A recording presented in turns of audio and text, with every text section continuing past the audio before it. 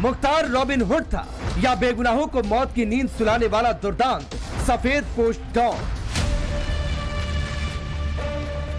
Making of Mukhtar की कहानी गोलियों की गूंज के अंतहीन संसार में ले जाती।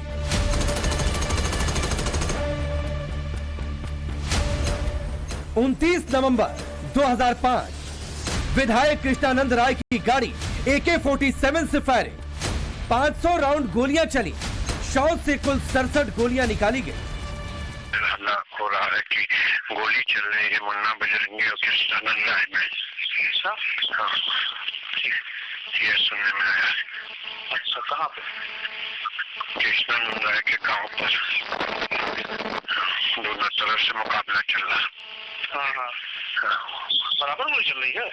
हाँ, ये तरफा। जय श्री राम। अच्छा, ओके। हेलो। हाँ, काट ली। ठीक है, मुट्ठी में। ठीक है, बाद बात होगी। जेल में बंद मुख्तार अंसारी बोला, जय श्री राम, काट ली मुट्ठी में। जिस वक्त गाजीपुर में बीजेपी विधायक कृष्णानंद राय पर AK-47 से अंधाधुंद फायरिंग हो रही थी, उस वक्त जेल में बंद मुख्तार अंसारी गैंग वॉर का लाइव अपडेट ले रहा था। अपने शूटर अभय सिंह को शूट आउट का पूरा कच्चा चिट्ठा सुना रहा था कि उसके गुर्गों ने कृष्णानंद राय की चुटिया काट ली है। ये बातचीत तब की बताई जा रही है जब गाजीपुर में बीजेपी विधायक कृष्णानंद राय और उनके साथ कार में सवार और 6 लोगों को गोलियों से छलनी कर दिया गया। इस ऑडियो को यूपी STF ने इंटरसेप्ट किया था और इस कॉल रिकॉर्डिंग को बतौर सबूत CBI को सौंपा भी गया था। मुख्तार अंसारी और अभय सिंह के बीच जब ये बातचीत हो रही थी तो उस दौरान मुख्तार अंसारी गाजीपुर जेल में था, जबकि अभय सिंह फैजाबाद जेल में। मुख्तार के एक इशारे पर गाजीपुर की गीली सड़क कृष्णानंद राय समेत 7 लोगों के खून से लाल हो गई।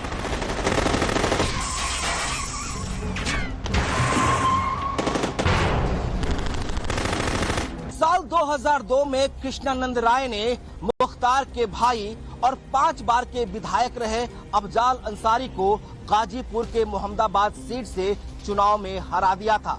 अपने भाई की ये सियासी हार मुख्तार अंसारी को बेहद साल रही थी। मुख्तार अंसारी जमानत पर बाहर था, लेकिन 25 अक्टूबर 2005 को अचानक मुख्तार अंसारी ने अपनी जमानत कैंसिल करा ली और वापस जेल चला गया। इसके ठीक 35 दिन बाद बीजेपी विधायक कृष्णानंद राय की जघन्य हत्या कर दी गई।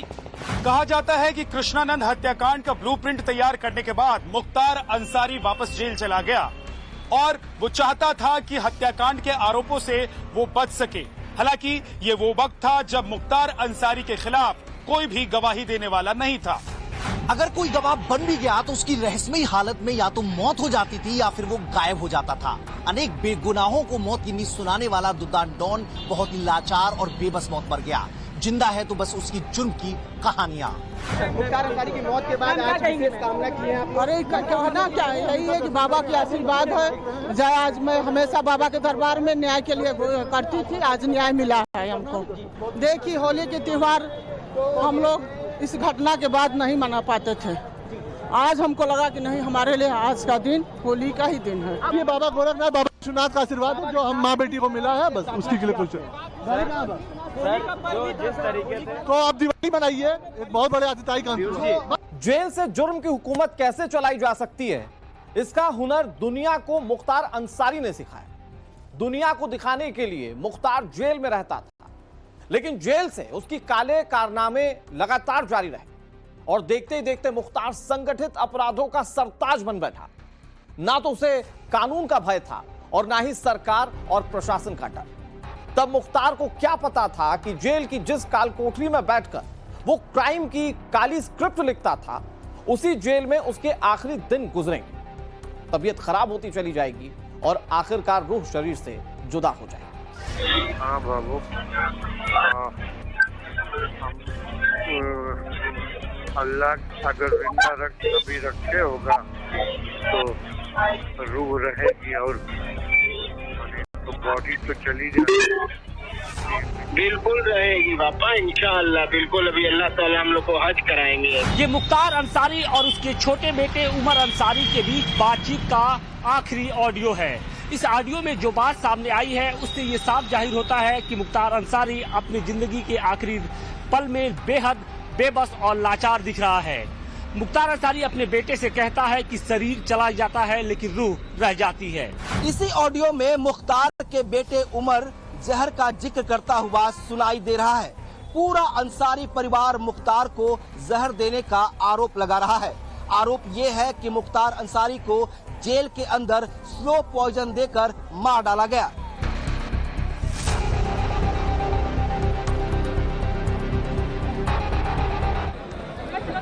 कुछ भी हो, आप हमारी मट्टी देने के लिए हमको तो आप करिए, आप करिए। मट्टी देने के लिए अपने धार्मिक प्रयोजन के लिए किसी परमिशन की जरूरत नहीं है। कस्बा नहीं, जहाँ के भी कोई मट्टी देना चाहेगा वो देगा। इसकी कोई परमिशन दुनिया में कोई नहीं लेता। क्यों नहीं लेता? नहीं लेगा। 144 के बाद भी किसी की मट्टी और जनाजे के लिए आप नहीं रोक सकते। माफिया मुख्तार अंसारी की मौत अपने पीछे कई सवाल भी छोड़ गई है। मुख्तार अंसारी का परिवार अलग अलग आरोप लगा रहा है, लेकिन मुख्तार अंसारी का इलाज करने वाले डॉक्टर्स और मेडिकल रिपोर्ट्स की अपनी दलील है। मिट्टी में दफन हो चुके यूपी के माफिया डॉन मुख्तार अंसारी की पोस्टमार्टम रिपोर्ट आ गई। रिपोर्ट में हार्ट अटैक को ही मौत का कारण बताया गया। मुख्तार अंसारी की मौत को लेकर कई थ्योरी सामने आ रही है। पहली थ्योरी, हार्ट अटैक से मौत। मुख्तार पहले से ही हार्ट पेशेंट था, उसे जनवरी 2018 में हार्ट अटैक आ चुका था। दूसरी थ्योरी, खराब सेहत। मुख्तार अंसारी को अरसे से डायबिटीज और हाइपरटेंशन की बीमारी थी। पिछले कई दिनों से पेट दर्द की शिकायत थी। बीमार होने के बावजूद वो 18 मार्च तक रोजा रखा था। इस वजह से शरीर में काफी कमजोरी थी। तीसरी थ्योरी परिवार की तरफ से दी गई है कि जेल में जहर दिया गया। मुख्तार अंसारी ने 19 मार्च को जेल के खाने में जहर देने का आरोप लगाया था। 25 मार्च को देर रात पेट दर्द की शिकायत के बाद फिर मुख्तार अंसारी को बांदा मेडिकल कॉलेज में एडमिट करवाया गया। 26 मार्च को अंसारी परिवार ने जहर देने का आरोप लगाया। 28 मार्च को बेटे से मुख्तार की आखिरी बार बातचीत हुई, जिसमें बेटा जहर देने का जिक्र करता था। जहर वाली थ्योरी पर चर्चा इसलिए भी हो रही है क्योंकि मुख्तार अंसारी ने 21 मार्च को एमपी एमएलए कोर्ट में जो एप्लीकेशन दिया था उसमें इसका जिक्र किया गया था कि 19 मार्च की रात को मुख्तार अंसारी के खाने में जहर मिलाकर उसे मारने की कोशिश की गई।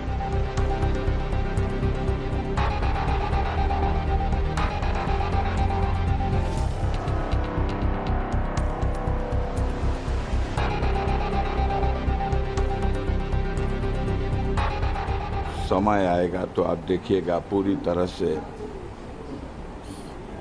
हमारे पास पुख्ता सबूत है कि उनको जहर दे करके मारा गया है। को जहर दिया गया, उन्होंने आरोप लगाया 19 मार्च को रात के खाने में उन्हें जहर दिया गया।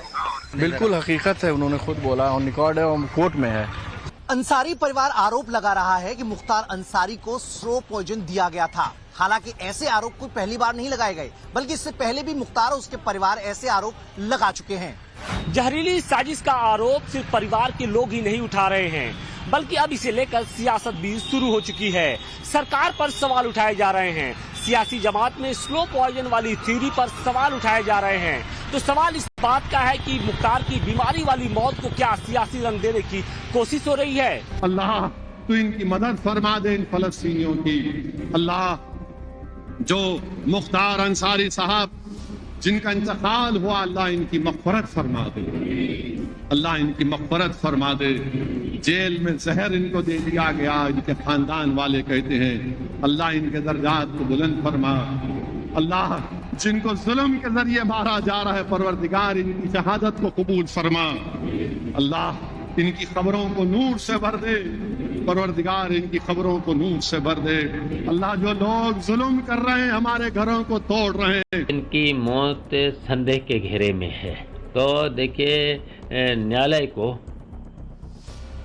इसमें स्वयं रुचि लेना चाहिए। अगर जेल में किसी की मृत्यु होती है तो उसकी जिम्मेदारी प्रशासनिक अधिकारी जेल से लेकर के सरकार से लेकर सबकी जिम्मेदारी है। उन्होंने कहा था कि कई सारी ऐसी बातें आ रही हैं कि स्लो पॉइजन देने जैसी बातें, अब प्रशासन द्वारा कुछ ऐसी चीजें हैं जिनको मुझे लगता है जांच होनी चाहिए। जो मौजूदा सरकार है कहीं ना कहीं उसने इसमें अनदेखी की है और सरकार को और प्रशासन को इसका संज्ञान लेना चाहिए और सारी बातें जनता के सामने आनी चाहिए। इधर अंसारी परिवार ने आरोप लगाया है कि मुख्तार अंसारी को सिर्फ बांदा जेल में ही 2 बार जान से मारने का षड्यंत्र रचा जा चुका है। अंसारी परिवार का आरोप है कि किसी न किसी बहाने मुख्तार अंसारी की जेल में हत्या करवाई जा सकती है, लेकिन सवाल है कि इतने हाई सिक्योरिटी जेल में ये कैसे संभव है। मुख्तार अंसारी को 10 बाई 12 के हाई सिक्योरिटी सेल में रखा गया था। 46 सीसीटीवी कैमरों के जरिए उसकी निगरानी होती थी। बांदा जेल में लगे तमाम सीसीटीवी कैमरों की निगरानी लखनऊ से होती है। बॉडी वॉर्न कैमरों से लैस जेल कर्मी उसकी बैरक के आसपास तैनात रहते थे। मुख्तार अंसारी की सुरक्षा में तैनात जेल कर्मियों पर भी पूरी नजर रखी जाती थी। उसे वही खाना दिया जाता था जो बाकी 900 बंदी खाते थे। इसके अलावा मुख्तार को दिए जाने वाला खाना पहले चखा भी जाता था, इसके बाद ही उसे खाने को दिया जाता था। साल 2005 से ही जेल मुख्तार के लिए दूसरा घर हो गया था, या ये कहें कि घर से भी ज्यादा ऐशो आराम वाला सुरक्षित ठिकाना। जेल बदलते रहे, लेकिन जेल की कोठरी उसके लिए ऐशगाह, आरामगाह और पनाहगाह ही बने रहे।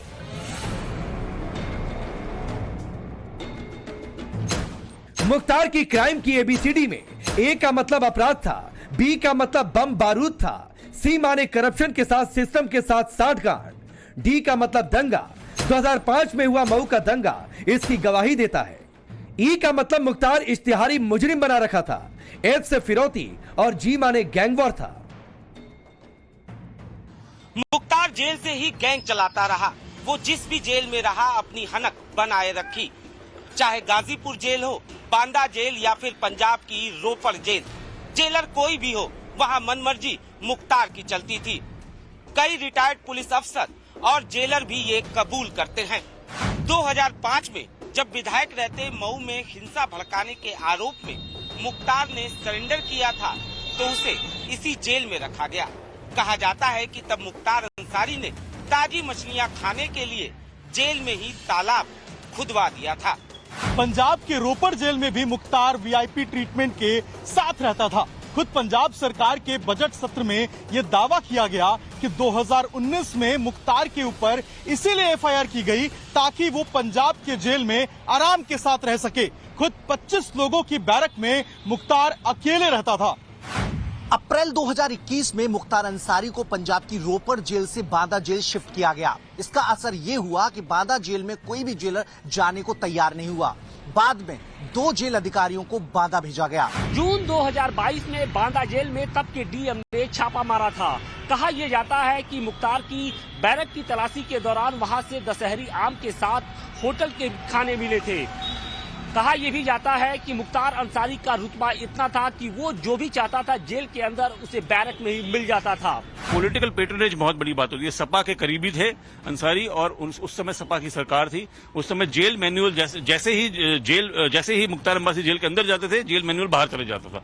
मेरे को लगता नहीं कि वहां पे उनको जेल का माहौल था। वो जेल नहीं, उनका हेडक्वार्टर था जहां से सारी वो एक्टिविटी चलाते थे। मैं तो यहां तक कहूंगा कि उनके गैंग को चलाने का एक जरिया बन गया था। एक तरह से उन्होंने पूरा महकमा वहां से खड़ा कर दिया था। समय का पहिया घुमा, उत्तर प्रदेश में सरकार बदली और सरकार बदलने के साथ साथ जेल में मुख्तार का वक्त भी बदल गया। माफिया मुख्तार को पहली बार कानून की ताकत का अंदाजा तब हुआ जब उत्तर प्रदेश के मुख्यमंत्री बने योगी आदित्यनाथ। मुख्तार को यूपी लाने के लिए योगी सरकार सुप्रीम कोर्ट तक गई। कोर्ट में योगी सरकार ने प्रभावी पैरवी की और साथ ही मुख्तार के गुनाहों का पूरा हिसाब कराने के लिए उसे पंजाब से यूपी लाने में कामयाब भी हुई।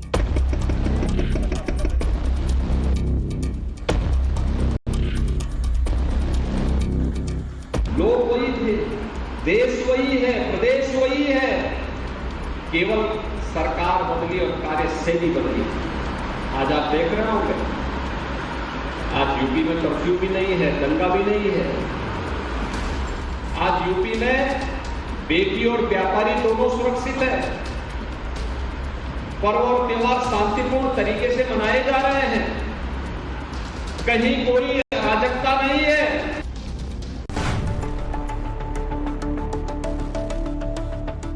2005 के मऊ दंगे के बाद से गोरखपुर के तत्कालीन सांसद योगी आदित्यनाथ ने मुख्तार अंसारी के खिलाफ मोर्चा खोल दिया था।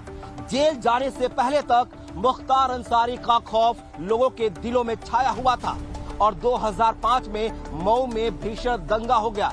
मुख्तार अंसारी वहां हथियारों को लहराते हुए खुली जीप नंबर 786 में घूम रहा था।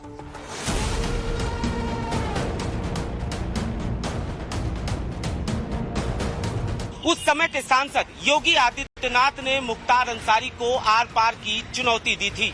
योगी आदित्यनाथ ने हुंकार भरी कि मऊ दंगों के पीड़ितों को इंसाफ दिलाकर रहेंगे। मऊ दंगों के 3 साल बाद योगी आदित्यनाथ ने मुख्तार अंसारी की माफियागिरी को फिर से ललकारा।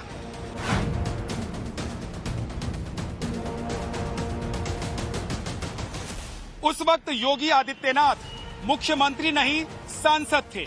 वो गोरखपुर के सांसद थे और पूर्वांचल में अपराध का गढ़ कहे जाने वाले आजमगढ़ से उनका काफिला गुजर रहा था। उनके काफिले में 100 से ज्यादा गाड़ियां थी और 1000 से ज्यादा मोटरसाइकिल।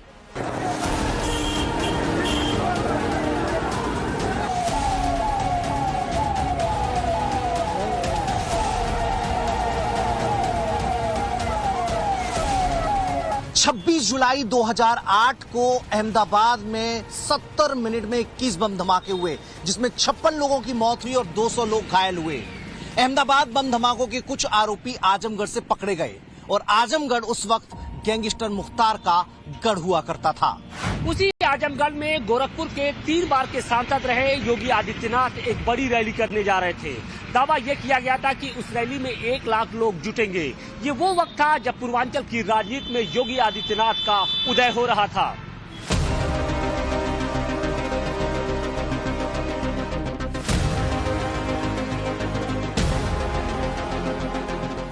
वहां से उनकी जो छवि बनना शुरू हुई, वैसे तो वो रक्षक पीठ के पीठाधीश्वर बन चुके थे, लेकिन जो हिंदू वाहिनी इन्होंने गठित की उससे लोगों को दर्द पैदा होना शुरू हुआ।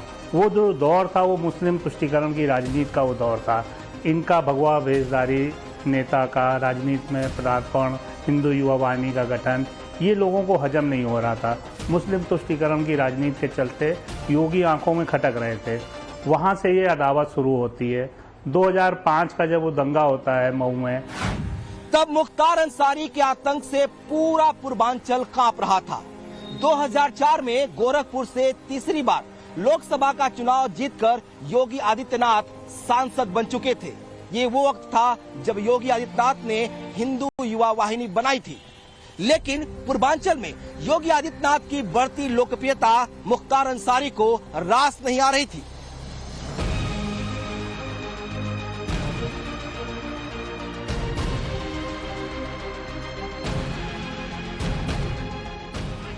जब योगी 2008 में अपने काफिले के साथ आजमगढ़ की ओर बढ़ रहे थे, तब उन्हें कहां पता था कि कुछ पल बाद उनके काफिले पर जानलेवा हमला हो जाएगा। योगी के काफिले पर चारों तरफ से पत्थरों की बारिश शुरू हो गई। कुछ पल में ही पेट्रोल बम से हमला किया गया।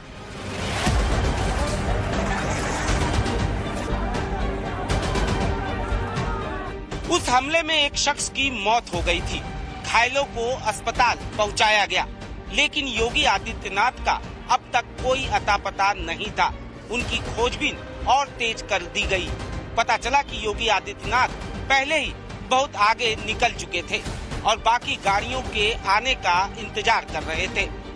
बताया जाता है कि उस वक्त योगी आदित्यनाथ को काफिले की पहली गाड़ी में शिफ्ट कर दिया गया था। ये सब पीडब्ल्यूडी के गेस्ट हाउस में हुआ, जहां काफिला कुछ देर के लिए रुका था। आखिरी समय में हुए उस बदलाव की जानकारी मुख्तार के गुर्गों को नहीं थी। आरोप लगे कि तब योगी पर हमला मुख्तार अंसारी ने ही कराया था। उस समय भी योगी लाल रंग की एसयूवी गाड़ी में बैठ करके निकले थे गोरखपुर से। तब भी 200 गाड़ियों का काफिला उनके साथ चल रहा था। वो जिस लाल गाड़ी में थे वो बताते हैं 7 नंबर, मतलब जो काफिले में 7वें नंबर की गाड़ी थी, जिसमें योगी आदित्यनाथ बैठे हुए थे। मुख्तार या उनके गैंग को लोगों को ये जानकारी थी। उन्होंने सुनियोजित तरीके से उन पर हमला करने की साजिश रची हुई थी। इत्तेफाक से उनकी किस्मत कहें जो भी उनका सौभाग्य कहें, योगी आदित्यनाथ बीच में कहीं चाय नाश्ता करने के लिए रुकते हैं और उनकी वो गाड़ी 7 नंबर वाली बदल जाती है, वो गाड़ी आगे पीछे हो जाती है, 8वें पे चली जाती है, 5वें पे आ जाती है। लेकिन हमलावरों को जानकारी नहीं थी कि वो 7वें नंबर की गाड़ी को ही उन्होंने टारगेट किया था, या लाल रंग की SUV को ही वो टारगेट किए हुए थे। उस पर गोरखपुर की आजमगढ़ की सीमा में घुसते ही उस पर पहले पथराव होता है, फिर हवाई फायरिंग होती है, फिर दंगा भड़कता है।